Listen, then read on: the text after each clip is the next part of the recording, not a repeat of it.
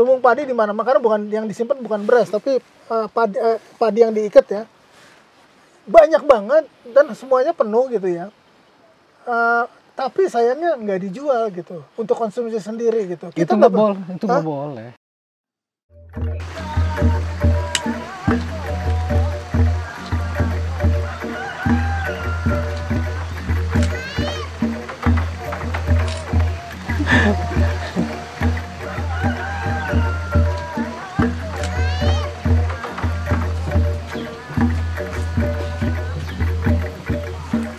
Ini padi tahun 2010. Ini padi, ini ciri disebutnya pare indung pare. Induknya padi di tahun itu. Sebetulnya dalam kehidupan ini akan selalu memiliki yang namanya induk atau indung. Jari saja akan ada indungnya. Kita memiliki indung, padi pun sama memiliki indung kan. Nah, ini salah satu yang kita simbolkan sebagai induk. Indung pare itu asalnya dari proses kita memipit atau panen pertama, itu kita siapkan langsung untuk jadi indung pare. Mau nggak bantuan?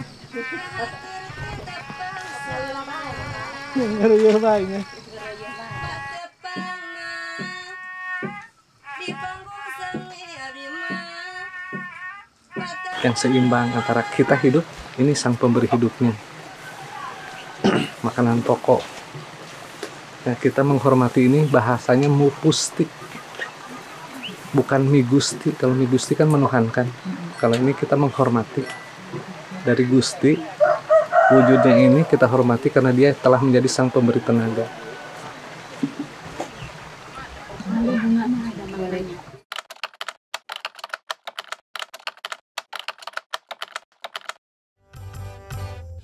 Padi tidak untuk diperjualbelikan. Itu menurut tata aturan tatanan yang kami miliki. Itu karena sebetulnya di situ ada konsep hidup dan kehidupan. Kehidupan apa bisa dijual? Tidak, ya. Tidak. Nah, ini ada satu kemudian yang cukup mendasar untuk dipahami bersama, bahwasanya titipan ada di kami untuk mencoba mengimplementasikan dari apa yang disebut dengan satu tatanan konsep keseimbangan hidup. Selalu berpasangan. Kan gitu ya, ada hidup, ada sang pemberi hidup, kan gitu. Ini terjadi kita di sini yang disebut dengan kami ini menghormati sang Dewi Padi yang disebut dengan Dewi Sri. Tetapi pertanyaannya, Dewi Sri yang selalu diajarkan di sekolah-sekolahan itu mungkin bisa ditambah lagi dengan informasi yang ada di kami, bahwasannya Dewi Sri itu tidak pernah ada fotonya. Dewi Padi nggak ada fotonya, nggak ada gambarnya atau nggak ada sketsanya. Karena itu kami menyebut itu sebuah konsep kehidupan. Di mana Dewi dari kata Dwi, artinya dua. Yang mana? Yang Sri, Seri. Seri itu artinya seimbang. Dua sosok yang seimbang. Siapa? Itu yang tadi disampaikan. Kita hidup oleh makanan pokok kita, padi. Padi hidup oleh kita, kita hidup oleh padi. Ini dua sosok. Ibaratnya ini hidup, padi ini sang pemberi hidup. Sang pemberi hidup kan nyawa. Jadi kalau nyawanya dijual, kalau seseorang menjual beras, kehidupan kita hilang juga ya. Nah, menjual nyawa katanya itu bunuh diri. Betul. Bunuh diri menurut agama bagaimana, Bang? Dosanya masuk dosa kategori dosa besar. Dosa besar seperti apa? Deskripsinya mungkin di agama masih ngeblur. Kalau di kami, dosa besar itu ibarat sebut saja, membunuh. Si pembunuh ini harus membayar nyawa satu yang dihilangkan dengan 7 nyawa yang akan diambil dari setiap generasinya. 7 generasi membayar 1 nyawa yang dihilangkan. Itu kan besar sekali. Besar sekali ya. Maka kemudian kami tidak akan melakukan hal yang menjadi titipan dari leluhur, menjual beras, menjual padi dan anakannya, kemudian membunuh manusia. Kenapa padi tidak boleh dijual? Karena analoginya seperti menjual kehidupan itu tadi. Jadi bagi kami tidak akan pernah diperjualbelikan. Leluhur mengatakan simpan sebagai cadangan pangan esok hari di lumbung padi. Maka kemudian lumbung padi kami Iya, di lumbungnya sini. luar biasa sini.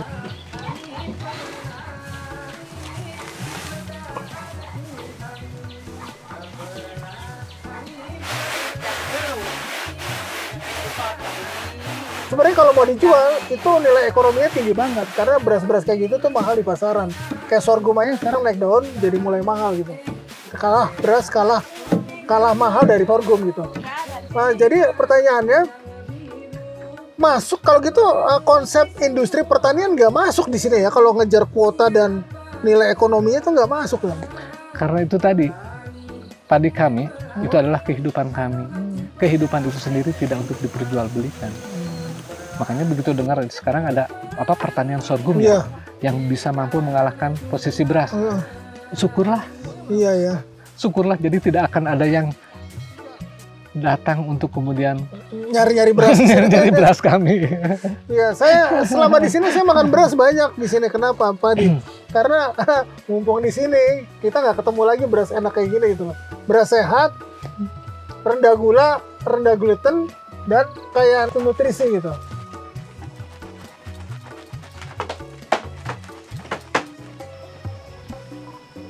Tambah lagi dengan nasi. Menghadap kasar, dulukan halus. Nah, untuk mencapai kemandirian pangan seperti itu yang tidak pernah saya temui di daerah lain, itu ada memang adat yang mengatur itu atau gimana? Kita ini cuma generasi penerus, meneruskan tapak lacak para leluhur, dan kita manut apa yang menjadi perintah leluhur itu tadi. Semuanya sudah menjadi aturan dari dulu, mungkin hingga ke depan. Semua kita cuma manut perintah leluhur. Ya, itu adalah aturan yang menjadi tata adat dan tradisi di kami. Jadi hanya meneruskan apa yang telah terjadi sebelumnya gitu ya. Ya. Nah, terusnya ternyata bukan hanya mandiri pangan, warga di sini juga listriknya mandiri, ya, energinya mandiri. Sementara kemarin G20 kita pakai mobil listrik segala macam, isu-isu tentang climate change, tentang energi terbarukan. Di sini sudah menggunakan dari tahun berapa tuh? Dalam sejarah kita mulai proses menggunakan turbin itu ada Abah menyampaikan kalau tidak salah tahun 1987 sudah memulai. 97 udah mulai. 87. 87. Lu lahir tahun berapa lo? 93 lo? 97. Belum lahir udah energinya renewable sini.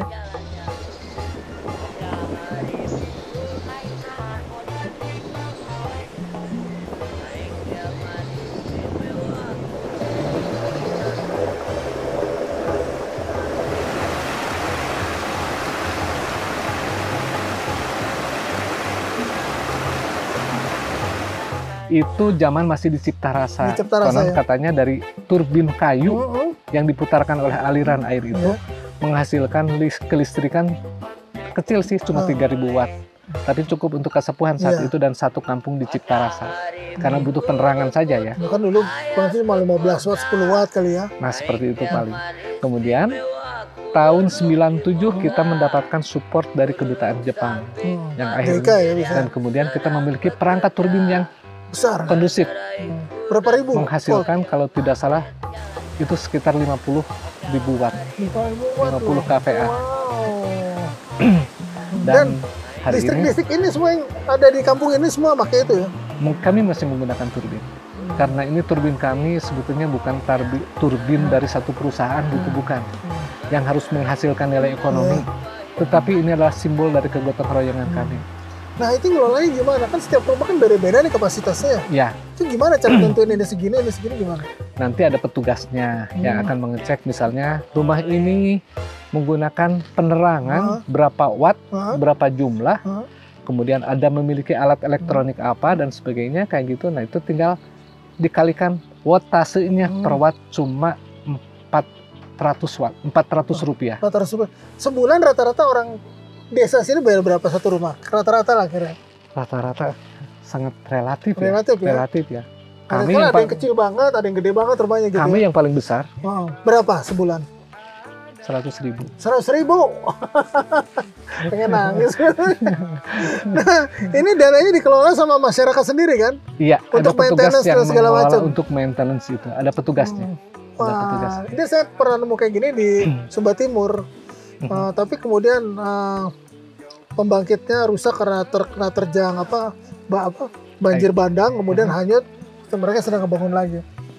Nah, secara dan ini saya kehabisan kata-kata nih. 40.000 warga di sini terpenuhi dengan listrik secara mandiri gitu loh. Sebetulnya tidak memenuhi itu, Wan. Tidak sejumlahnya. Soalnya ada saudara-saudara yang warga Kasupan itu yang sudah menggunakan PLN. Oh, sudah ada juga. Karena posisinya berada lebih dekat. Mungkin seperti yang di Banten gitu, mereka menggunakan PLN. PLN ya. Ini cuma yang di blok Cicemet saja di sebelah ini sini. offline berarti ya? Iya. Oh, ya, jadi jaringan PLN ini offline. Ya, tidak seluruhnya. Tapi ini yang kita sebut blok Cicemet yang ada di Gunung Halimun ini. Berapa ribu rumah? Berapa rumah? Para keluarga? Ya maksimal lah sekitar 7.000-an. 7.000, wow 7.000-an, luar biasa loh. Itu masalah. Yang menggunakan listrik tidak sampai 7.000 sih. 7.000 ya? Ya, kalau tidak salah sekitar 3.500-an. 3.500 tetap banyak gitu, 3.500 tetap banyak. Wah, ini jadi menarik teman-teman ya. Jadi secara pangan mandiri, secara energi mandiri.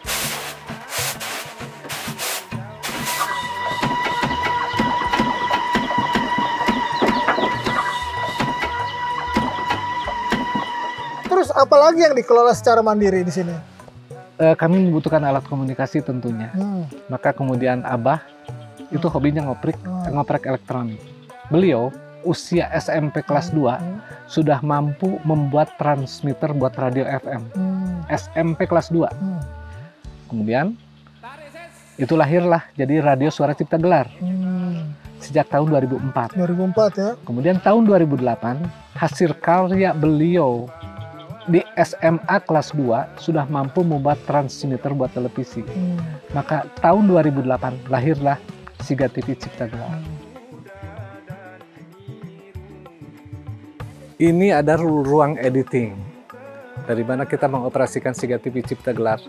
Dan kemudian kita mengoperasikannya saat ini sih sistemnya lebih playlist, karena kita tidak ada sistem pemberitaan, tetapi lebih ke mereview kegiatan-kegiatan yang berlangsung di Kasepuhan untuk mengedukasi saudara-saudara. Biasanya baris sekolah sangat ingin keluarganya nonton Siga TV karena ini bisa mengedukasi kegiatan apa yang berlangsung di Kasepuhan. Seperti misal contoh seperti ini, kegiatan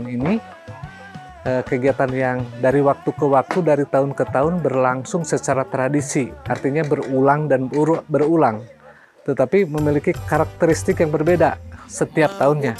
Ini akan mengundang salah satunya saudara-saudara yang mungkin tadinya rada malas-malasan gitu ya, malas-malasan dalam bergotong royong. Tapi ketika misalnya dia lihat, tetangga saya saja masuk ada di TV, dan itu akan mengundang mereka untuk ikut bergotong royong. Ada beberapa nilai manfaat. Ini ruang editingnya. Kami di sini mengedit kegiatan-kegiatan yang berlangsung di Kasepuhan. Dari kami saja dengan tata cara kami. Makanya dibutuhkan sebetulnya sih ada saudara-saudara yang memang expert di bidangnya, kemudian bisa juga memberi atau berbagi pengetahuan dengan anak-anak kami di sini untuk supaya kita tidak ketinggalan informasi bagaimana cara ngedit atau misalnya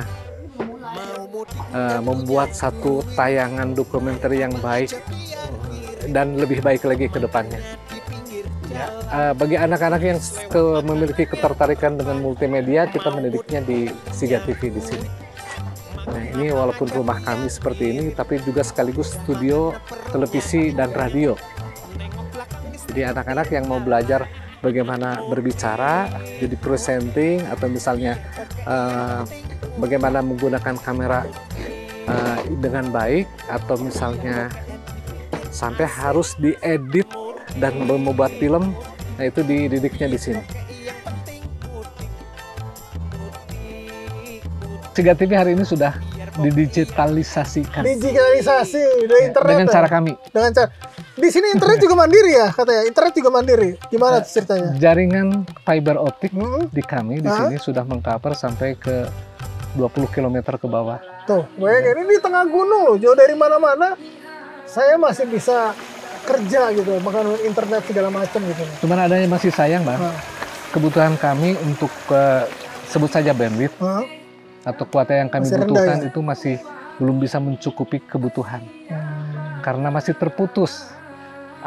Harusnya kalau fiber optik itu kan bisa Lebih lebar lagi ya. unlimited ya. Ini masih ada terputus di tengah antara tempat kami dengan Bayah ke Bayah. Di sana masih pakai radio frekuensi. Jadi Lebih maju sih ini dong. ya itu kan karena sepuh kami yang memang disebutnya beliau Visionaris, ya? selalu mengaku dirinya abah paling nakal. Visionaris loh. Ngoprek gitu. Ya, orang lain belum mandiri pangan, orang lain belum mandiri energi, orang lain belum mandiri internet. Di sini sudah semuanya. Nah, dalam waktu dekat ada kegiatan apa lagi nih untuk yang orang-orang bisa berkunjung kemari? Saya dengar katanya ada panen raya ya. Itu kalau bicara tentang kegiatan adat di Kasepuhan, sebetulnya kami yang meneliti nih itu mencatat ada 34 kegiatan adat dalam setiap tahunnya. 34. Jadi setahun bisa sebulan 2 kali dong. Atau 3 kali. Paling tidak ya seperti itu, 1 bulan 3 kalian mungkin kalau misal mau dikalkulasi Dibagi-bagi ya. dibagi-bagi. Tetapi juga misalnya setiap bulannya kami ada kegiatan yang disebut dengan prosesi opat belasan atau perayaan malam purnama. Itu setiap bulannya Selalu ada. selalu ada pastinya. Kemudian ada kegiatan besar yang bisa kami share, kami bagikan. Misalnya ada kegiatan menanam padi. Nah, sekarang sedang musim pasca menanam. Jadi sedang istirahat nih. Nanti kegiatan besar yang berikutnya adalah kegiatan panen padi. Kita sebut prosesi mipit nanti. Mipit. Mipit. Mipit. Itu sekitar Artinya bulan. apa tuh mipit? Mipit itu panen. Oh, mipit. Ya, mipit itu panen. Pakai alat apa gitu? Pakai mipit-mipit enggak ya? Ya pastinya ada prosesinya, ada tatanan yang dijalani secara tradisional dan manual. Amin ya Rabbal Alamin. Mugi Gusti nantayungan.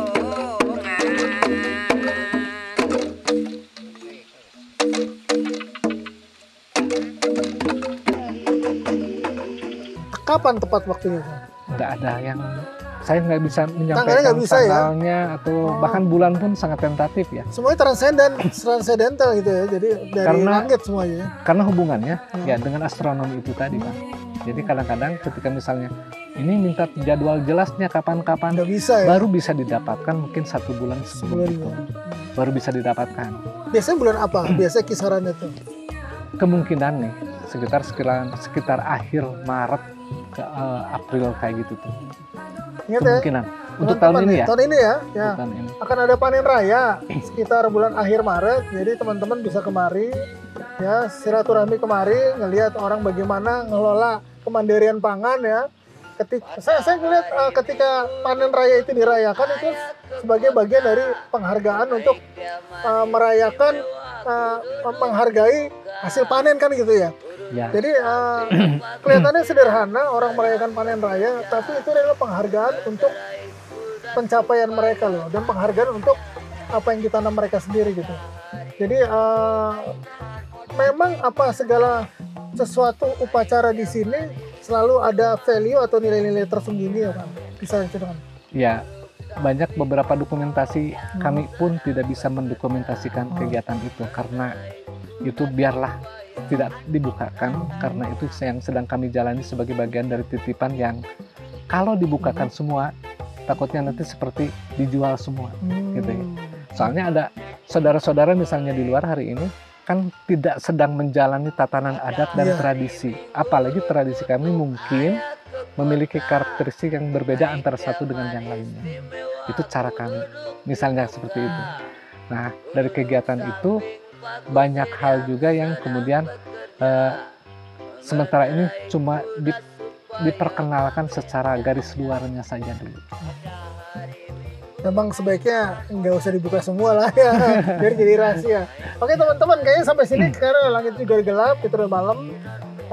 Mungkin selanjutnya kita akan bikin seri vlog tentang Cipta Gelar deh. Kali ini tentang kepindahan kampung ya, kepindahan kesepuan Cipta Gelar, dan baru 3 tahun lagi gambarnya baru kita lihat. Tapi mungkin selanjutnya kita akan bikin seri-seri tentang kegiatan ritual di Cipta Gelar ini. Oke teman-teman, terima kasih Kang Yoyo sudah mau diwawancara, memberi informasinya, memberi ilmu kepada kita. Dan sampai jumpa lagi teman-teman di vlog selanjutnya.